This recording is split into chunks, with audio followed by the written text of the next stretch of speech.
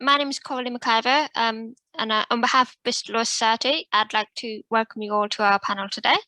I am delighted to be joined by a selection of panelists who will be able to talk about mental health and wellbeing as our focus for Mental Health Awareness Week. The event is in association with LawCare, and Elizabeth Willmott from LawCare has joined us today, as well as a selection of members from different law firms locally. So we have Ellen Neto, who's a solicitor at VWV and a national representative for the Junior Lawyers Division in Bristol. We have Ed Thompson, who's an associate at Battens, Caroline Turner-Inskip, who's a partner at Simmons and Simmons, and Martin Palmer, who is Director of Business Development and Marketing at Clarke Willmott. So will ask them each to do a quick introduction to themselves, and as the sort of first question, I will ask them to share a bit about their experience over the past 12 months. So if I could start with Martin, you're first on my screen, if that's okay. Yeah, it's like the random lottery there. I wasn't sure where you're going to go, Coralie. So good afternoon, everybody. Yes, as Coralie says, I'm Martin. I'm a Director of Marketing and Business Development at Clarke Willmott. In the context of today and my role on this panel, I guess I'm here because I've been quite open in talking with the Law Society and internally at Clarke Willmott and more broadly about the fact that I'm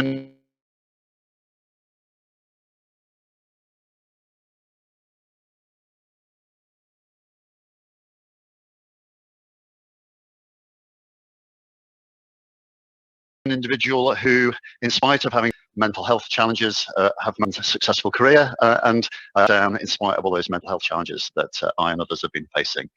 So that's why I'm with you today. Thanks, Martin. Can we go to Caroline next?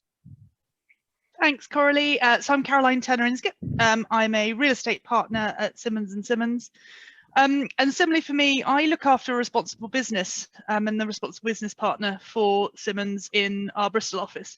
And this conversation is just so important. So it was a real delight to be asked to come and participate in the conversation. So thank you to the Law Society and to Coralie for arranging it for us. Thanks, Caroline. And Ellen, do you want to go next? Thanks, Coralie. Yes, so my name's Ellen Neto. I'm an employment solicitor at VWV. In terms of sort of my last 12 months, I actually changed specialism. So this time 12 months ago, I was a commercial solicitor and I was also furloughed. So I feel like over the last 12 months, I've had a pretty, pretty mad pandemic ride, if I can call it that. So yes, thank you very much for having me. Thanks, Ellen. And Ed, do you want to introduce yourself? I'm an associate at Battens. I come from this similarly to Martin, and as someone who's quite open in explaining to people the issues that I've had before, and I'm quite eager to help and to talk about it, because I think that will probably come across this a lot, but the stigma of talking about ever having had any issues is huge.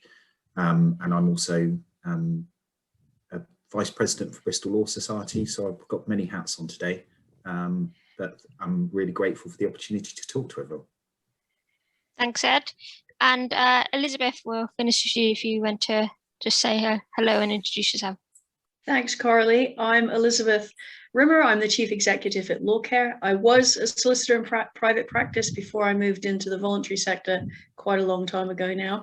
But I'm really here today to share our insights and learnings at LawCare, what we've been hearing from people working in the legal sector about their experiences during COVID, and also to sort of share some of our thinking and with the panel discuss, what are the great opportunities we have here to really start shifting the culture in law to make some differences based on what we've learned and experienced during COVID, so that, we can really be ensuring we're creating mentally healthy workplaces in the law.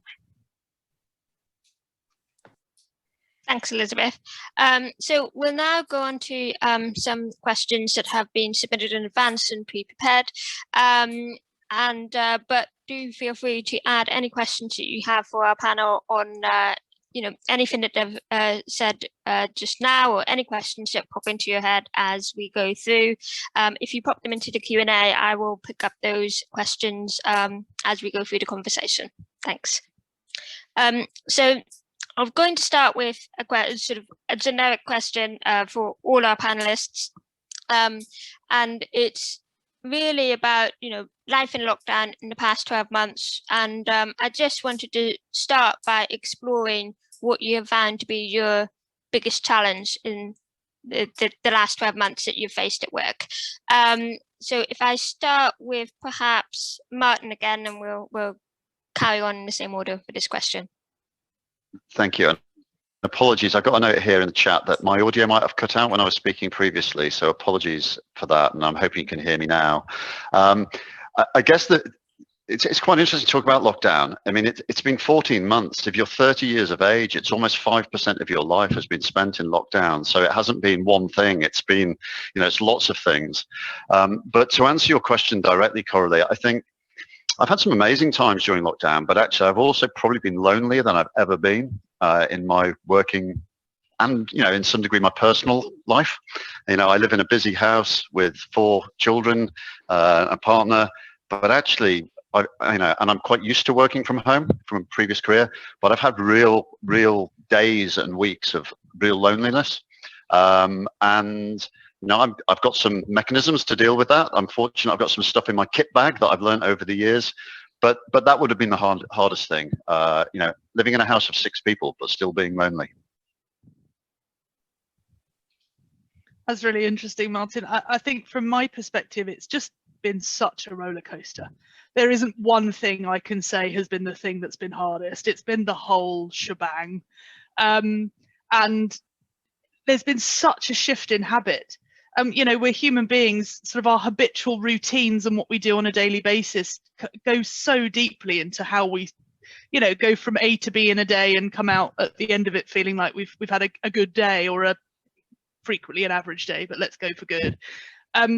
And so it's that for me that I found the hardest, is not knowing from day to day, from week to week, from month to month, because my word, the idea that I'm older than 30, but 5% of my life has been spent in lockdown is terrifying. But the not knowing how I'm going to feel in the next month, because hey, I don't know what's coming next, I found really hard. I actually weirdly found the period of time where we're coming out of lockdown the hardest, because it completely throws the expectations again on me. So when you're in lockdown and you're not allowed to go out and we're just working on the screen, I know where I'm at.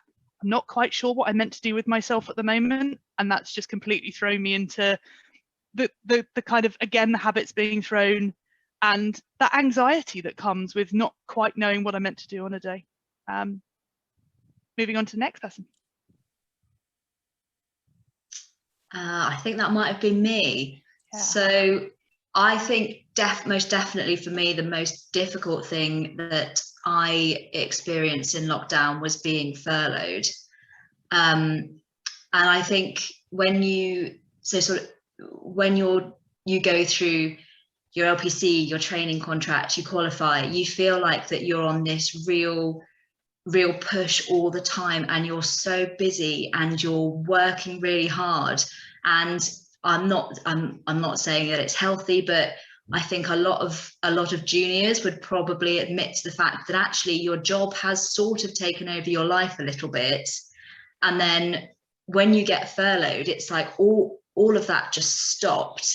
And it was like my job was taken away. And when it forms such a big part of your life, it's terrifying. It was a really scary experience. And I think it's also quite difficult for people who weren't furloughed to maybe understand quite how that makes people feel. And I had people say, oh, you're so lucky, you've got all this free time. And you're trying to say, no, that's not a good thing. All this free time is actually terrifying, because I'm so used to being under this pressure and to working really hard and to putting my everything into my day-to-day job.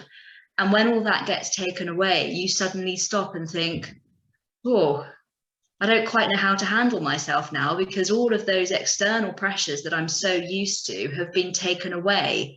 And I'd love to tell you that I, you know, learned a different language or became a master potter, but unfortunately that just didn't happen. So yeah, I think the furlough experience for me was definitely the hardest.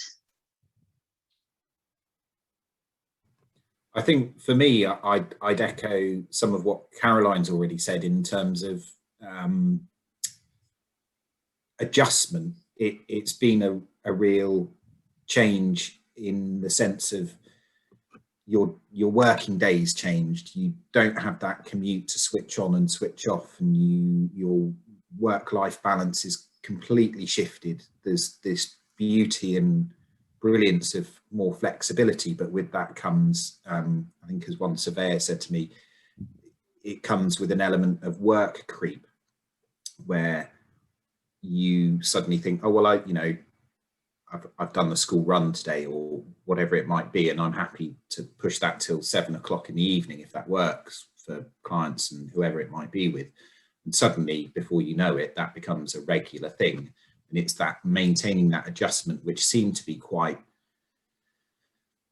easy to do in pre-COVID, in the sense of being able to have a distinct office and home, even if, as Martin said, working from home, and I worked from home before COVID anyway, that still seems to have blurred a great deal more than it ever did before for me, and I think for everybody. So yeah, it's the adjustment and the impact of that adjustment and what it has, or what impact those rapid adjustments that we have to make as businesses and lawyers, the impact that that has on staff's well-being, I think is the hardest thing that I've found. And for me, I mean, it's on a personal level. We already work from home at LawCare, so I didn't have the adjustment of having to suddenly flip to working from home and get all of that set up. But I think because we've been busier in LawCare, or we feel like we definitely have been, and you know, mental health has just gone so much higher up the agenda, I found it quite hard to maintain my boundaries and find myself working longer days, missing that commute time when, even though I worked from home, I often would be out and about, or I'd go up to London, or I'd come to Bristol, and I would use the train as my opportunity to clear my email, do all my personal admin, do my online food shop, and sort of tick off all of those kinds of things. And I sort of haven't had that time. And I think also Zoom fatigue is something that's definitely been an issue for me, that I think in my enthusiasm to not miss out on an opportunity to do another webinar or another panel discussion, you know, I would be putting 3 or 4 of those in a week or a day sometimes, and then think, well, why have I done that? In the real world, I wouldn't do 3 events like this in one day. Yet I seem to think I can just flip from one to another. So that's been a bit of a challenge, but it's really around those boundaries in Zoom. And in my personal life, I think I've just missed a normal social life, you know, seeing my friends and my family. And, you know, I'll never sort of underestimate what a great opportunity is to go and have a coffee or go to a pub, because it's those sorts of things that we do all the time that you often take for granted, but when you don't have them, you realize how important they are to you. So I think it's that kind of those day-to-day things that we do where we get to interact with other people is what I've missed the most in a personal perspective. Yeah. It's interesting you saying that as well, Elizabeth, and the Zoom fatigue. I have to say, I'm so fed up with having conversations with people where I can see myself back. When would you have a conversation with a mirror on yourself constantly? It puts you on edge. So yeah, Zoom fatigue it does. is in so many ways that conversation with a human being would be really nice. Thank you everyone for sharing. So just to take the other side of the coin, I guess, what have you enjoyed most about, you know, working from home or hybrid working if you've sort of started going back into the office? I think we're if everyone could answer that question again, because I think it would be interesting to see everyone's perspective in that. I mean, sticking to the rotation because I like structure, obviously.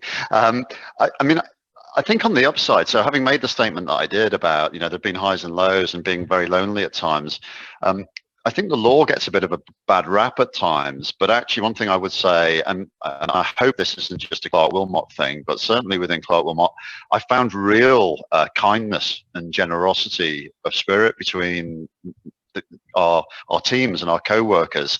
And so whilst I've had those lows, I've never felt that I haven't been supported by my colleagues. There's been many times that colleagues who I wouldn't normally have spoken to necessarily have been proactively in contact with me, and I'd like to think I've been doing the same with others.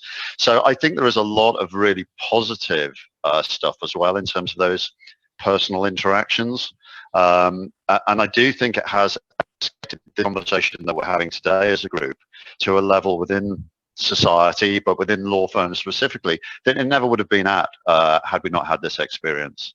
And I guess a little bit like Elizabeth was saying, from a personal perspective, on the highs, I've done some things and I've learned some things during lockdown that I certainly wouldn't have been doing if I hadn't been forced into this situation. So, I have had, a little bit of the pandemic dividend, as I think they're calling it in the media, on the upside. So overall, I am optimistic and very optimistic about the opportunities that flow from the experience of the last 12 months, in particular, that sort of kindness between colleagues that I've experienced. I really see that, Martin, and it's I've got to know people. I've been sat looking into people's bedrooms. I mean, frankly, that at times has been a bit weird, but there is a line that, it's been important to draw. But for me, my biggest highlight is that I've got a 6-year-old. I can do pick up and drop off every day. I can make my day suddenly fit around him, my life, the two things coming together. And I completely agree. There's that line blurring that's really important to watch, but having that ability to build that into my day that otherwise I just wouldn't have been able to do. I'd have been on my commute, I'd have been on the train, it would have been someone else doing it. And as much as, I'm sure we'll talk about it later, but homeschooling was every level of just, I managed with my 6-year-old to spend so much time with him. Not all of it quality, it has to be said, but there was time that I wouldn't have otherwise had. So yeah, I definitely see that. Ellen, I think you were next in line. I hesitate to admit it because I feel like I'm going to get daggered, but I'm actually one of those people who managed to really get into doing home workouts. It actually stemmed from when I was furloughed, because it sounds so dark to say it, but really I sort of got to the point where I was thinking, what am I getting up for now? I don't really have anything specifically productive to do in my day. So I actually started working out with this YouTube program, which is all free. And I think that there's definitely been like a huge increase in the amount of sort of free exercise programs you can do in your house.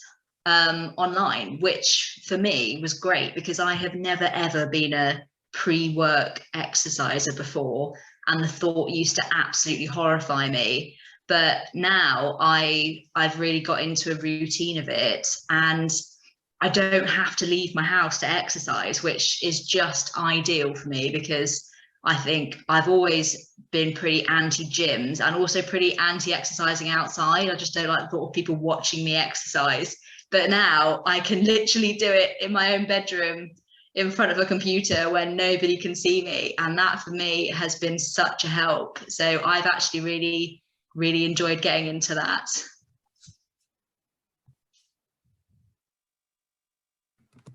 I didn't unmute myself there. I would have to say flexibility as well. I think it's been, as a dad to a not so young one now, it does make a huge difference on your ability to spend time with your family. And it, as Caroline said, it hasn't all been quality time and perfect, and there's been disagreements, but it's an intensified period that you're spending with your home life. So yeah, it is that flexibility and the pride that I know I'm proud of my firm, but that law firms generally, seemingly across the board, have adapted. I think there's that old trope that law firms don't like change. I mean, I think the last year's completely blown that out of the water. There's a huge amount of change has happened so quickly and so smoothly, and now we're looking, I think, I'm sure we'll come on to this later, but we're looking at a situation where what was probably 2-3 years ago perceived as not likely for people to be sat at home working in their offices, particularly 4 days a week, let alone 5 days a week or 1 day a week, that is now seemingly accepted as the new normality. And that, I think that's amazing, that the flexibility that firms and the law has managed to switch around so quickly. And I've not come across just that. Add into that. Oh, sorry, Elizabeth. I was just going to say, again, as I don't come from a law background, and I know that one of my colleagues who's actually attending on this call, who joined us just before lockdown from an education background, I really think it's interesting. The law does have a bad rap across so many aspects of perception, and it really has not been my experience since I started working at Clarke Willmott in so many regards. I think law firms are more flexible, the individuals are more creative, they're more willing to try new things, and actually maybe it's slightly off topic for this specific conversation, but I do think part of the job of the Law Society and the industry more broadly is almost to re-communicate brand law, because actually as an industry and as a business, I think there are so many positives actually that we've almost allowed ourselves to exist with some negative perceptions. And actually this area of supporting people be open and talking about their challenges and struggles with mental health, and the supportive environments that the partnerships and the cultures in our firms provide, actually I think is an area where as an industry we really can actually use this experience of the last 12-14 months to fast track the whole industry. I'm sure we are much more flexible, supportive, caring actually overall than many other industries. So I sort of part that again as one of my hopes for the benefits coming out of this, that we can all collectively kind of grasp that opportunity as well. Sorry, Elizabeth, I cut across you then. That's all right, because I think what you said is absolutely right. And I loved your expression, the pandemic dividend. I've not come across that before, but I think that's really what is so important to take away from this, is to not lose sight of those dividends. So those good habits and positive things that we've experienced and started doing lockdown, is that we carry on with that, or we find ways of carrying on with those things as we emerge out of this. For me, I think it's been about that connection with people, that the pandemic, the experiences, I appreciate everybody's had different experiences, but most of the panels and webinars and meetings I've had with people, often with people I've never met before, it's always started with a couple of minutes of people talking about their experiences during COVID and sharing a bit of their own vulnerabilities and experiences. And you make that connection because you can it's relatable. And I think it's sort of perhaps, making lawyers seem just a little bit more human than they normally are. And as you say, you're peering into people's bedrooms and what books they've got on their shelves, and their dogs, cats, kids come into the room. And it's sort of stripped away some of that professional armor that we put on about who we are and what we do. And I think that's been a real positive. But and another personal thing for me really has been about walking. I go out I'm very lucky that my parents moved just around the corner not long before the pandemic hit. And so pretty much, I think, I could count on one hand now, since lockdown, I go out every day for an hour's walk with my mum, and who will be 80 next year. And I know later on in my life, I will look back and think, I will be ever grateful that I had all this time. And I know it sounds a bit cheesy, but there's also an ulterior motive, because it stops her ringing me about 10 times a day. If I go out for a walk with her, even though she lives around the corner, she still WhatsApps me quite a lot. But that's been really, having that time, which is exactly what you were saying, Caroline, is, in the mad rush of our daily life, sometimes juggling work, home, family, we don't make the time for those kinds of things. And actually you realize how important they are and how much they mean to you. So that's been a real plus. Yeah. Thanks, Elizabeth. So I'm going to, I've just seen a Q&A come in. So someone's asked, are there any special challenges to do with working in a law firm rather than any other job? Does anyone want to pick that up? And Martin, it might be worth you starting on that one, if you have any views. I genuinely don't think so. I think the challenges are so personal and so individual. I think some of the topics you shared and we shared before this session, which we'll talk about, and we'll probably come on to talk about the different challenges faced by different types of teams or central functions compared to fee earning functions. My personal view is that the challenges are individual. And so there will be some individuals in law firms who will have found this helpful, be others who will have found it an absolute breeze and an absolute godsend in many ways. And I think that will be the same if you cut across industries. I guess but I couch that in the context of my last comment, which was I think law firms actually genuinely are kind.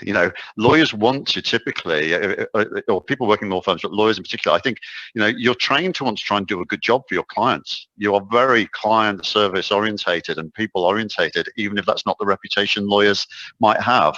So if anything, I think that there are many good things to say about working law firms. And actually, I think we're probably, many of us, in spite of Ellen, your comment about furlough, which I think is right, there were clearly members of our teams, probably across most firms, who found themselves in a situation of being furloughed.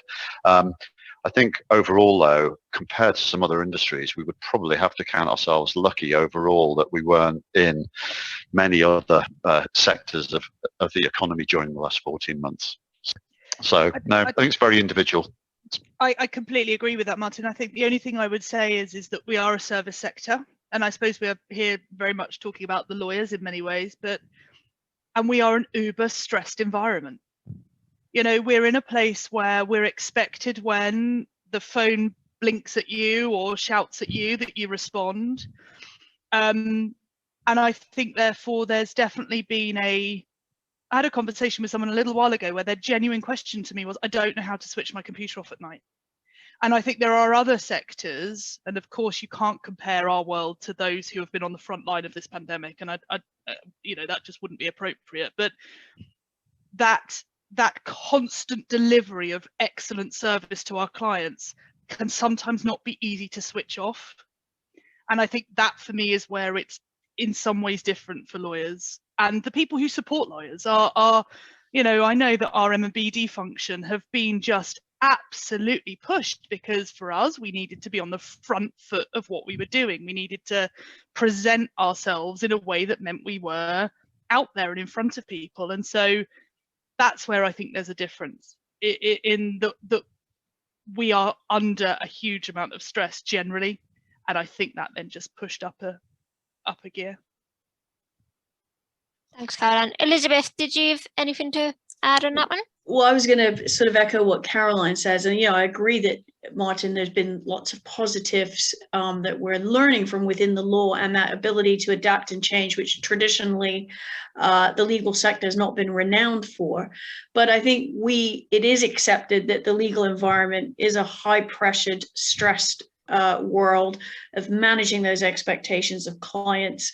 Lawyers are held to very high standards of professional practice, and regulatory environment is tough as well. And you know that we shouldn't underestimate that it can be a challenging profession to be in, and the culture in law hasn't always supported open conversations about the experiences that people are having. The sense is that, you know, you need to just pull your socks up and get on with it. Or if you express that you're finding something difficult or you're struggling with your mental health, you maybe find that hard to talk about because you might be worried that will be seen as a career limiting step, or you'll be seen as weak. I think though the pandemic dividend, though, in terms of that conversation, I think we've got a real opportunity to really challenge that much more than we have done. And I think that change is beginning to happen. Thanks, Elizabeth. I'll now move on to the next question, which I'll start with Ellen on, but obviously anyone else can add any comments. There's been obviously particular concerns about the mental health and well-being of junior lawyers and trainees, both pre-pandemic and even more so in the last 12, 14 months. From your personal experience and I guess what you've seen with friends and colleagues at the junior end of the profession, what do you think are the particular challenges, and are firms doing enough to support junior lawyers, and even what could they be doing more could they be doing to support you? I think one of the challenges that I'm certainly hearing an awful lot about from juniors is the fact that when you are working on your own at home, nobody can see how busy you are. And, if you are consistently working until 9, 10, 11 o'clock at night, if you're not in the office and people don't see that, and obviously I think a lot of the issues are all about communication and how comfortable you feel as a junior to be able to say to people in your team, I am feeling overwhelmed, I've got too much to do and I need help. And I think that it's obviously, it very much depends on how comfortable you feel saying that, but I think it's so important to have those conversations with the people higher up in your team, because and I also think it's the same old conundrum with time recording as well, because I know I can have some days where I feel like I am absolutely flat out, I'm so busy, but if I've not been very good at time recording and I've not been very good at putting that time against client matters, then it must look to the people looking at my time recording that actually I'm not very busy. So of course we're going to be sending you more work because you've not got very much on, when actually, you could have been dealing with new inquiries, you might have a load of billing admin you need to do. There's always so many reasons why your time recording might not be keeping up with the hours you're actually working. And I think it can be quite difficult for juniors to feel like they can just hold their hands up and say, this is too much, there's too much on my plate, and I need that help.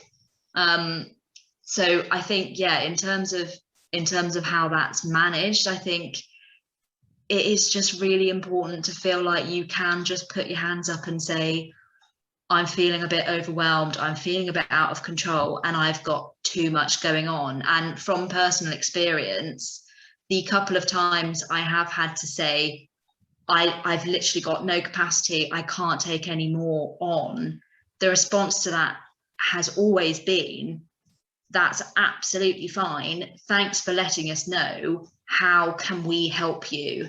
And it then becomes, you sort of start thinking, oh, well, why on earth didn't I say that 2 days ago when I started feeling that I was spiraling out of control?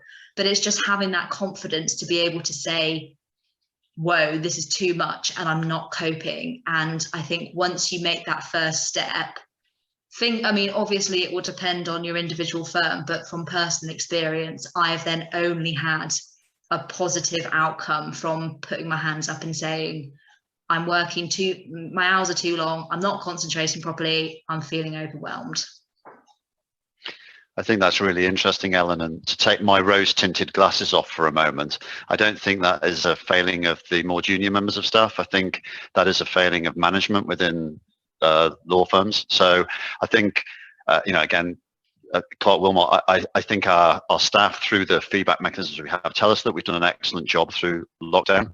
But some of the data that we have tells us that we still have about 20% of our staff don't think they're having a one-on-one conversation with their boss more than once every month. I think the numbers were, I haven't got them in front of me.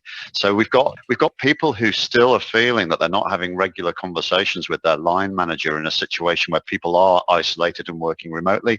So we know that we've done a good job, but we haven't done a good enough job yet. And we've got a whole load of learning to do about management. And I do think that, more junior staff have got a right to feel a bit, not necessarily so much aggrieved, but feel that actually, is it on us?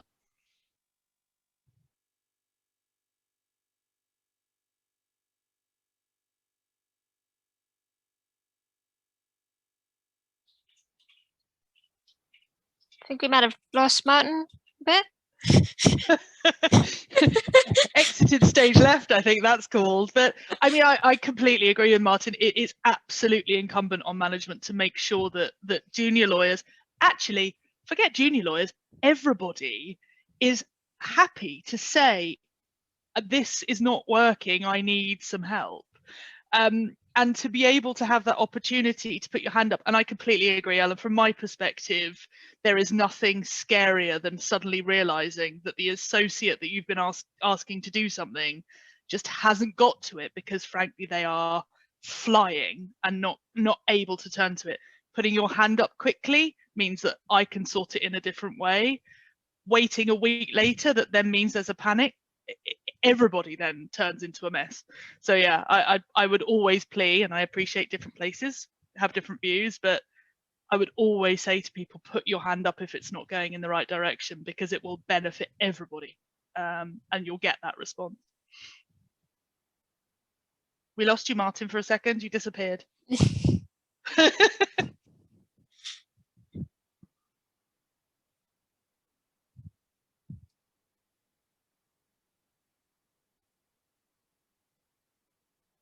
I still can't hear you, Martin.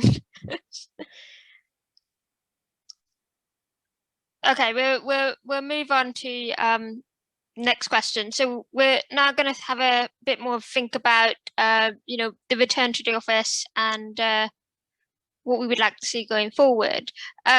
So to start us off, I'll ask everyone again, and if everyone could answer this question. So really just to get a feel for your own personal views on it. So what does the ideal return to the office look like to you, and from a personal perspective, what would you like to keep from the remote working environment that we've been going through? If I start with Ellen, you're first on my screen today. I think as a junior, I think my preference would be to be in the office quite regularly. There has been some great parts about working from home, but I also, I think especially where I've moved specialisms as well in the last sort of 9 months, there are still so many things that I think, oh, I really wish I could just turn around and run that past somebody, because there is something so different about having to actually pick up the phone and speak to somebody on the phone rather than just saying, do you mind if I just ask you a quick question? And it shouldn't be that way. And I'm very lucky where I am that there is always somebody on the end of the phone to answer your questions. But just in terms of being able to run those really sort of simple questions that you think you should probably know the answer to, but you just want to double check, having that sort of face-to-face interaction where you can just turn around and say, oh, can I just interrupt you for a second? I think my preference would be to be in the office at least 3 days a week, if not more.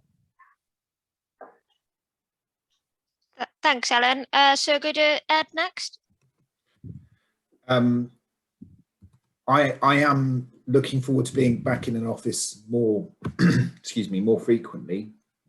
But I think it is good to keep a great deal of the flexibility that we've learned and adapted to. And I agree with when Ellen says one of the things that I miss is that sort of hands-on supervision and the ability to just go over things quickly, rather than having to, you know, set a time, have a Zoom, have a conversation with someone to talk about the whys and the logic of what you're suggesting is amended from a junior. But practically speaking, I think I'm, a strange thing to say, probably looking forward to the commute, because I do find it a really useful switch on off. It does give you that time to kind of forget about what you're doing, listen to Radio 4, or if you're old like me, or whatever you might want to listen to, and just forget about the day and then start thinking about the next stage of your day, which is coming home and being part of a family or a household. So good positives and negatives for me, I think. Thanks, Ed. What about you, Caroline? For me, I kind of want it all. Of course you do. The flexibility is really important. There for me is absolutely no point me going into the office to sit and read a massive document if none of my colleagues are there. I can do that sat at home. Answering emails, again, I can do that sat at home. So it's about, sorry, this is very cheesy, but about sort of bringing the joy of being in the office back, the people, the camaraderie, the collaboration that comes from sitting next to somebody, getting a coffee that you can say, should we just pop here and grab? Those conversations that I've really missed in that side of things. So for me, I feel like I can do the work, i.e. the real day-to-day work, quite happily sat here. What I can't do is the human bit, and I can't connect to people, and I can't make sure my team are okay, because, you know, sat here, video on, video off, you can't tell in the same way. And that's going to be the biggest challenge. So the biggest challenge of hybrid working, which is what I think we will probably all end up doing in one way or another, is coordinating that. I don't want an hour's commute into the office to get there to find there's nobody there, because frankly, that's a waste of time.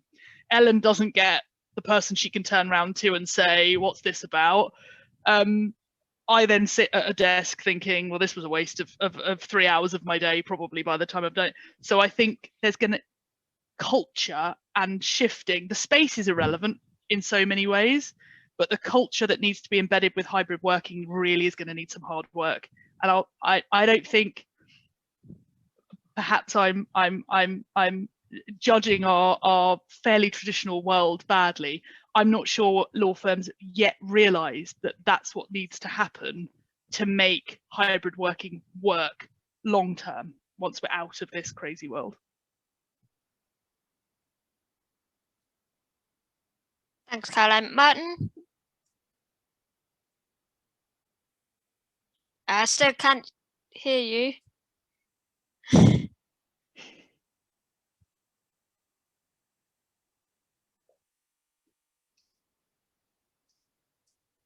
Gotta love the tech. Yeah.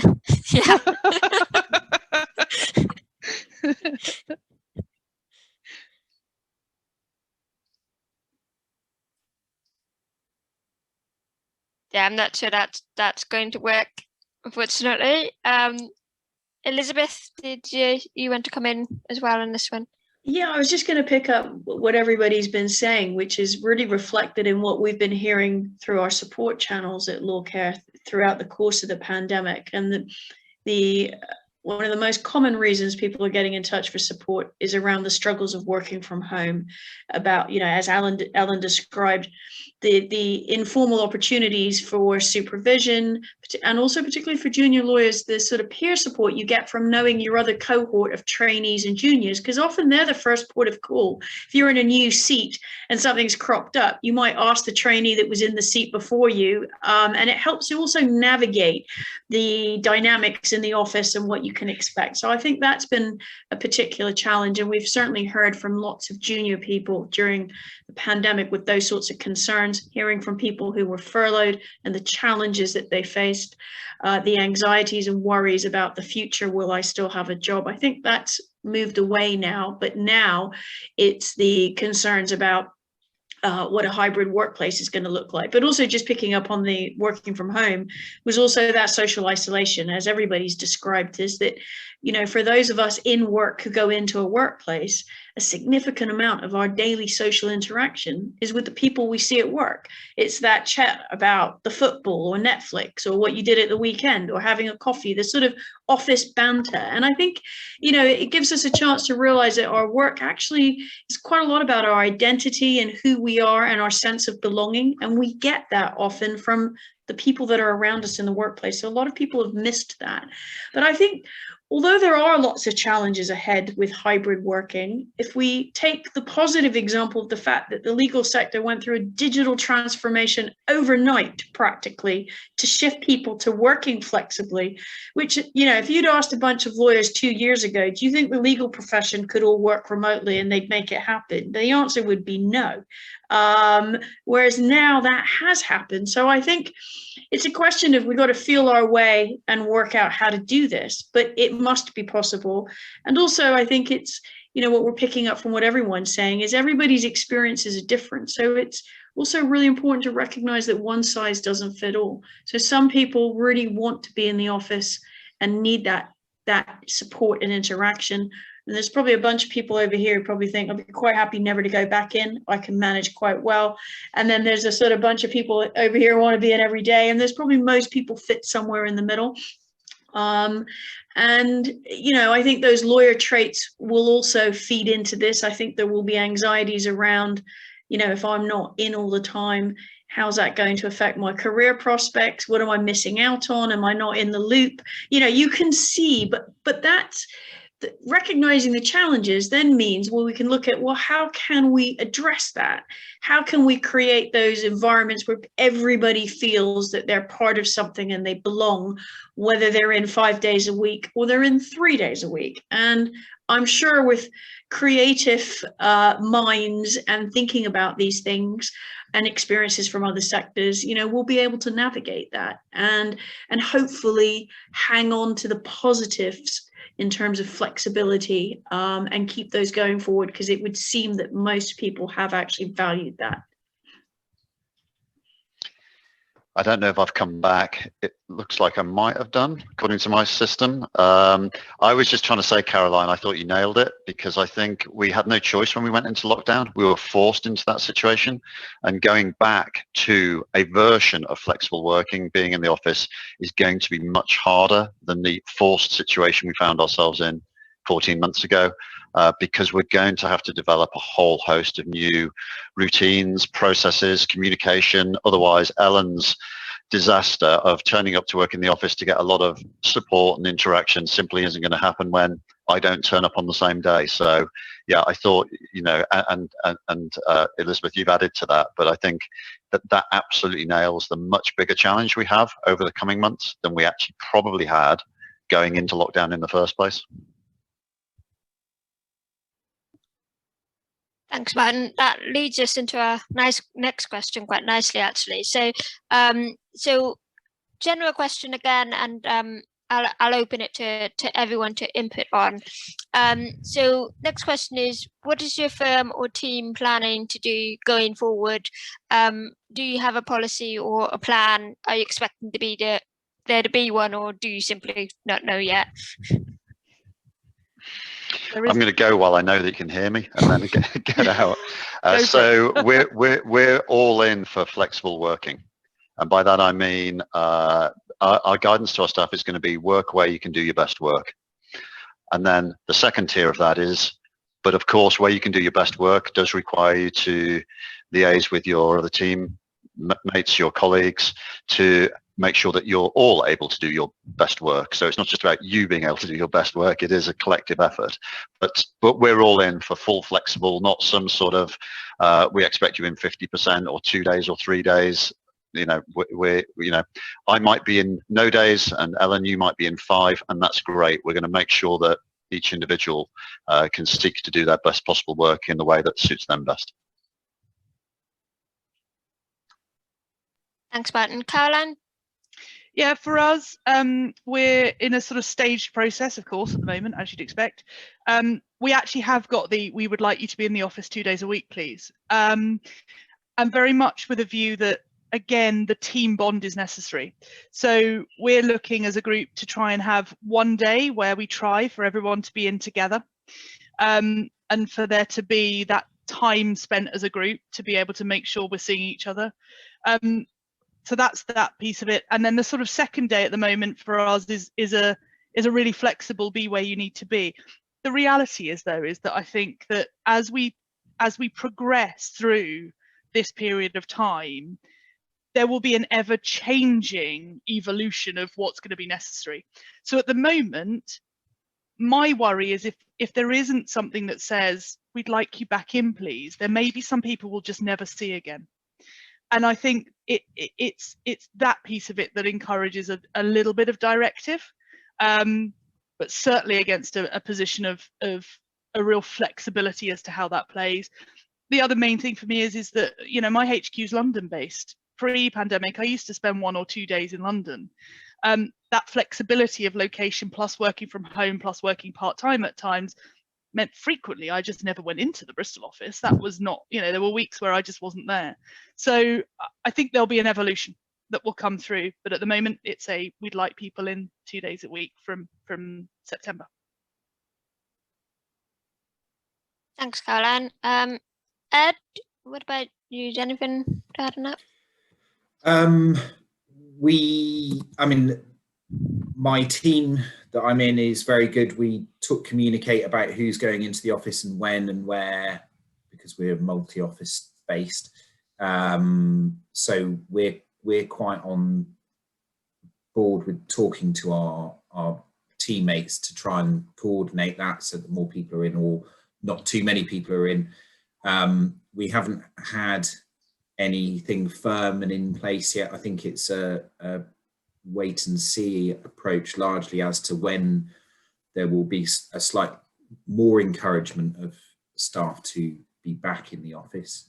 But again, I think there will inevitably be that flexibility of and what I think helping people deal with any concerns they have about coming back to an office, given everything that's going on and everybody's heightened anxieties, and trying to manage that. I mean, it's a manager's worst nightmare, I feel, for them, because trying to juggle all of those on top of everything else is not going to be particularly easy. But it's, again, it comes back to flexibility, and it is necessary, I think.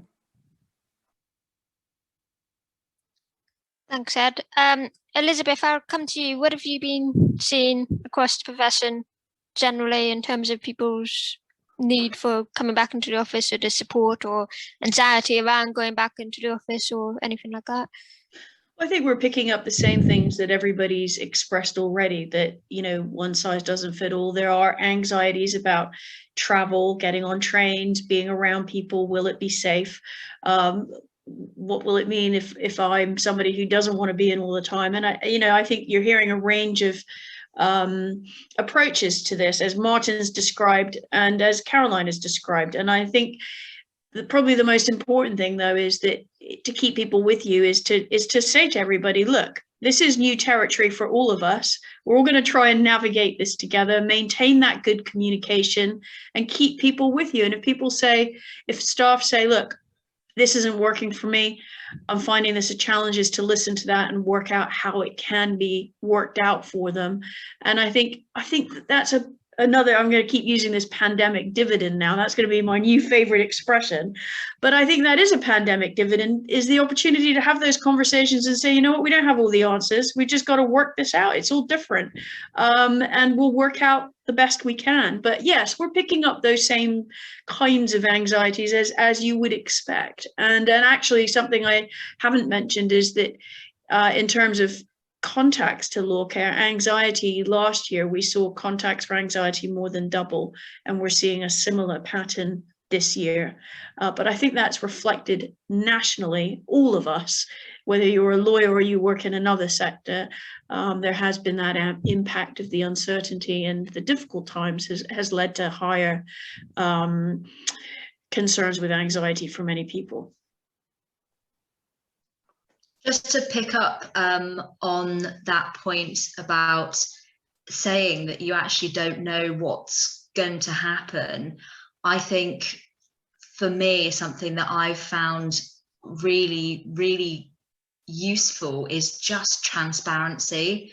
Because I think when you're sat at home in a room on your own, the paranoia kicks in and you start thinking, ooh, I haven't heard anything about going back into the office. Does that mean they don't want me back in the office? And, you know, your thoughts just run absolutely wild. So it's so much better to have that email to say, look, we don't actually know what's going on yet. We're going to wait until the government kick in and tell us what we actually legally have to do, and then we'll let you know. And that just puts so much of those thoughts that you've got swirling around your head at 3 o'clock in the morning at rest. So yeah, I think transparency, even when nobody's got a clue what's going on, is key. Thanks, Ellen. Yeah, really, really important point. So we are running really short in time now, so I will just finish off by asking everyone, what do you think is our biggest opportunity going forward? And if you could give me a sort of short and snappy answer in that one, that would be great. So if I start with Martin, and hopefully your sound's working this time. Hopefully. I think the biggest opportunity is to enable more people to get the right work-life balance that suits them.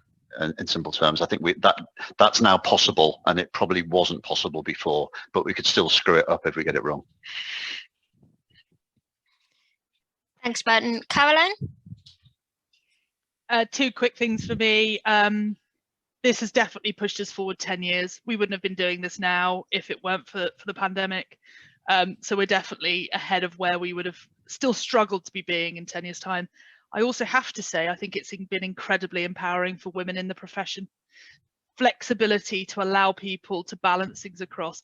This last year is not a huge example of that, but I think the ability to drive senior women in our profession to be able to take the flexibility this has brought will make it such a big change in the coming years.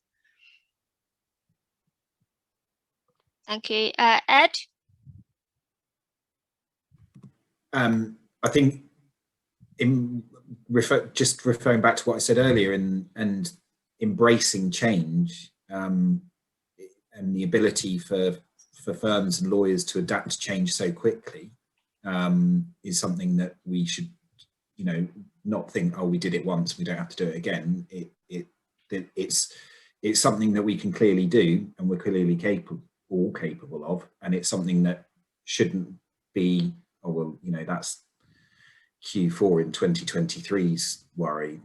You can do it in weeks or months if that's the speed at which you want to drive it. Don't be afraid to drive it and adapt to that change as quickly as you can. Thanks, Ed. Ellen?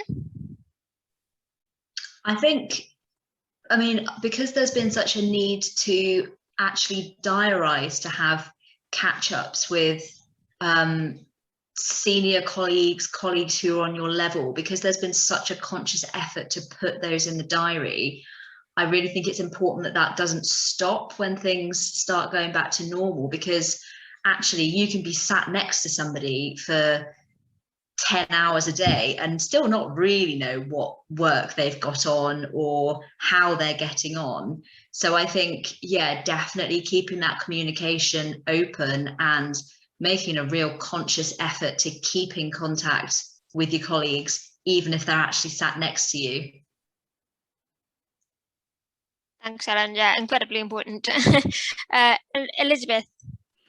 I think, sort of echoing what Caroline has said, I think this is a real opportunity to create that change we want to see in the law, to make it that diverse, inclusive workplace where people can be at their best.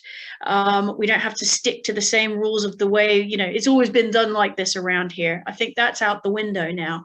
And we've got a real opportunity to create environments in law where people can flourish and be at their best, be themselves, and sort of throw the whole rule book out the window and start again and think about how we can sort of, I don't know if it's Boris Johnson's phrase, I don't know if I want to coin it, but, sort of build back better, really, but informed through people's experiences and what they've been telling us, and that dialogue that has started is just keep that going. And there's a great opportunity. Thanks, Elizabeth. Yeah, really, really good point to end on. Thank you, everyone, for joining us today. We did manage to deal with all the Q&A, but we didn't quite manage to get through all the pre-submitted questions. But hopefully we talked about enough for everyone to get a feel for everyone's views, even if we didn't answer your specific question. And I just want to say again, thank you to all our panelists on behalf of Bristol Law Society, and thank you to all our attendees for attending today. Thank you very much.